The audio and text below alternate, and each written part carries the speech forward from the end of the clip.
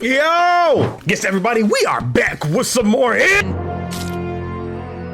And oh boy, the community sure is hot and popping. So if you don't know, a couple episodes ago in Invincible, a certain event happened that divided the community. And for people that are into the comics, we all knew that this was coming. Now with this video, I'm gonna do my very best to grade this from an objective point where we are in the story and not talk about anything that we have going on in the future. I might do that at the end of the video.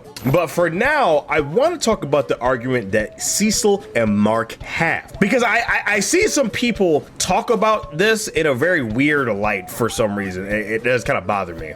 So if you don't know, Mark as well as the other Guardians of the Globe were fighting Doc Seismic and they all ended up getting captured. Mark for some reason doesn't want to just tear apart these bugs and actually, you know, go 100% over some fucking critters. I don't know. By the way, all these Invincible Cobras gonna be like, oh, he's holding back, he's holding back, he's holding back. That's fine. Why did he just go after Doc Seismic? I don't get it. There's not an explanation as to why he didn't just look at him and go, oh, huh. If Darkwing can look at Doc Seismic and go, oh, you're controlling him? Oh, cool. There is no reason on God's green earth that Mark can just look at him. But I digress. Well, actually, Daffy, if he goes fast enough, he can actually bust through him. You know, he can stop, right? But regardless, Cecil ends up sending the Reaniman as well as Darkwing to go help the Guardians of the Globe, and it actually ends up working in their favor. Note, they would have died, or millions of people would have died if not for Cecil sending the Reaniman and Darkwing. Now, Mark, after finding D.A. Sinclair in season 1 and knowing what happened to William's boyfriend, gets understandably mad and upset, and he rushes over to the Pentagon and he's in a fury. He audibly says, what the fuck is going on? Mark is indignant. He cannot believe that Cecil would use these psychos and murderers in order to try to keep them on his team and keep them as weapons on standby. He feels that it's morally incorrect. Now, actually, at the beginning of the episode, we see that Cecil used to have that very same opinion when he was a much younger man. And he actually ended up killing 2 superpowered individuals because they actually got resurrected, just kind of similar to how he did. And they were being used for the government's purposes. And then he said, I don't work with criminals and psychos. I don't care if they're invincible, right? And Cecil says something very important that was taught to him. He says, we can either be the good guys or we can be the guys that save the world. Can't have it both ways. And so Mark and Cecil end up getting into a huge argument, and unfortunately it ends up with Mark leaving the Guardians of the Globe and telling Cecil, if I ever see you threaten me again or you come near my family again, I'm going to kill you. Now I see a lot of people hating on Cecil, and I don't understand. I don't understand why. I'm gonna be very forthcoming and outright. I think Mark is a goddamn idiot. Now, why do I think that? Here's the thing. You all gotta understand, if I'm Cecil and it is my job to protect the world at large, I do not have time to wonder about these moral conundrums like this. That's not a luxury I can afford. If there is something out there that can kill a Viltrumite, I'm gonna keep that in my back pocket. Now, yes, there is an argument to be made like, oh, well, Cecil couldn't have revealed it at that time. No. Listen, if I'm Cecil and I'm sitting in that chair and Donald looks over to me, he's like, sir, Invincible's flying over to the Pentagon right now. And I know he's mad as all get out. I'm gonna be a little scared, to be honest with you. Listen, you are a superhero. You're the strongest superhero on the planet. If you come to me all hot and bothered on bullshit, hooting and hollering about nothing, screaming, raising your voice, and I tell you, bro, calm down, stop, calm down. Can we have a conversation? Cecil gave him like 7 opportunities to stop, and Mark just kept going. He kept pushing his buttons. Mark got his moral high ground. He was like, oh, you're trying to shut me up. You can't do this to me. These people belong in prison. These people are murderers. What about your dad, huh, Mark? What about your brother, huh, Mark? Now, granted, this is before Oliver kills the Mauler twins, but here's the thing. Oliver it doesn't suffer any real consequences for killing the Mauler twins.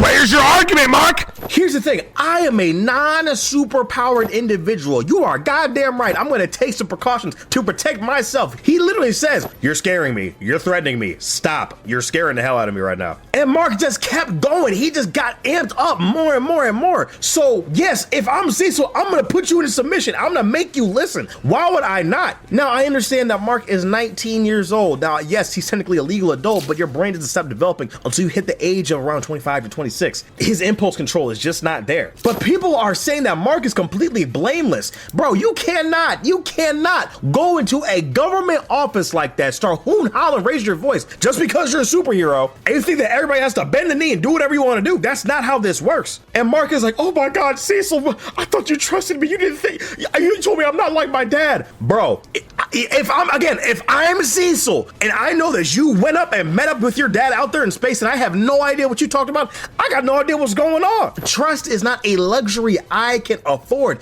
Listen, bro, listen.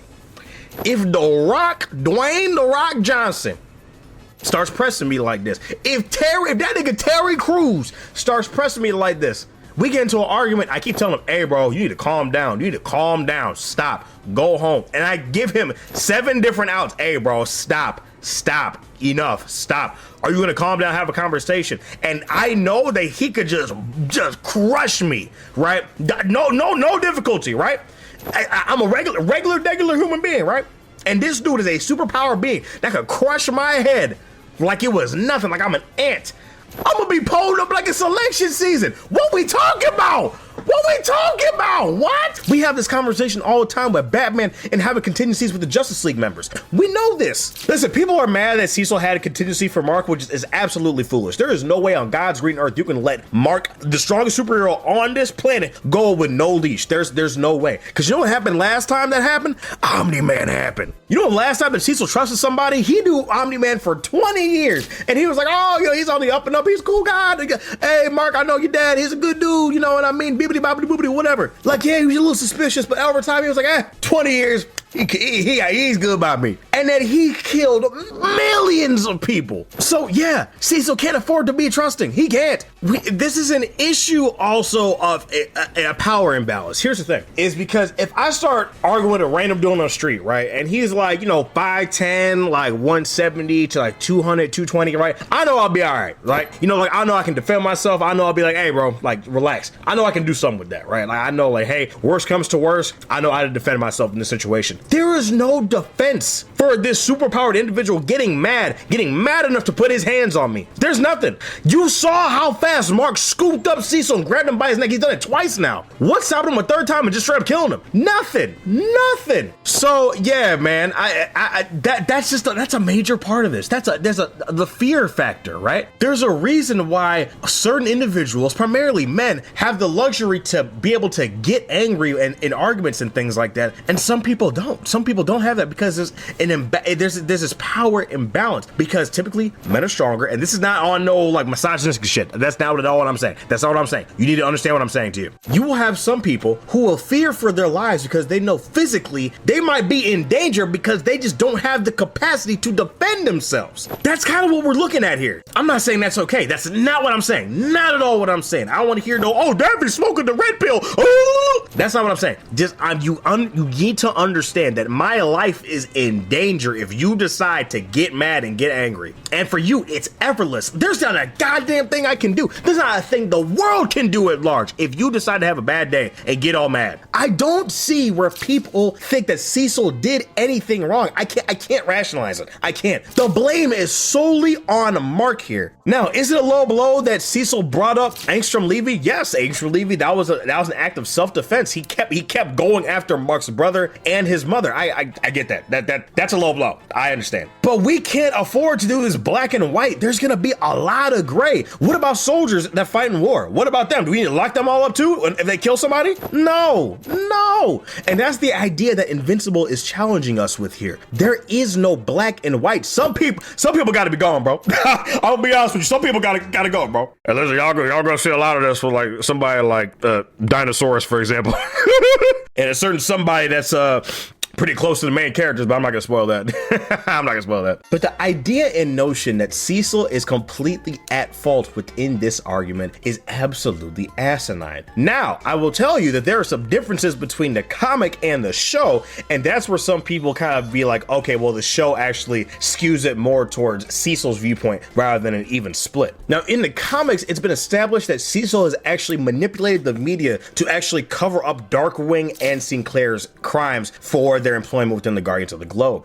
This is not present in the show. And actually, Mark takes some time and actually attempts to reason with himself and like understand Cecil's motivations in having Darkwing on the team. But as soon as he sees Sinclair walk out in a blood-soaked apron, that's when he starts to tweak out. He's like, oh no, oh hell no, what y'all got going on down here? Because Mark originally thought he was only using Sinclair's designs. And then Cecil actually in the comics asks Mark to follow him into the White Room. In the show, Cecil only walks to the White Room while Mark is yelling in his ear and screaming at him, and he tells him repeatedly, go home, go home, go home, go home, go home. In the show, he keeps giving him outs in the show. And now a big thing is that actually in the comics, Cecil uses the sonic bomb in Mark's head to actually save on the reanimate and actually have not as many of them die. But in the show, Cecil only uses the bomb in Mark's head to actually incapacitate him when Mark openly threatens him. So it's a lot more vague in the comics, but in the show, it's a lot more skewed towards Cecil's viewpoint. So it's just all the more frustrating for me when I see people side with Mark 100%. They're like, I hate Cecil, he sucks. No. But I'm very curious. Let me know what you guys think down in the comments below. Do you guys think that Cecil was right in this argument? Do you guys think that Mark was right in their argument? Again, we run into this issue of trust, and that's not something that Cecil has the luxury to do. The last time that he trusted somebody, Omni-Man had a clean record for 20-something years. And then there was just one day, he was like, all right, protocol initiated, boop, kill the Guardians of the Globe, all cooked, all done. What's stopping Mark from having something similar? Being around that Q would make me nervous. You're around a hormonal teenager that can have a temper tantrum at any time. Yeah, man, you're gonna make me nervous when you come in here hooting and hollering about bullshit. But yeah, let me know down in the comments below what you guys think about Mark versus Cecil. Do you guys think that Mark was right? Do you think that Cecil was right? I'm curious. Anyway, it's me, boy Dad. If you guys think so much for joining on this video, please make sure you leave a like and subscribe, and I will see you all in the next episode. Don't make sure you take care of yourselves, guys, and have a good one. Peace.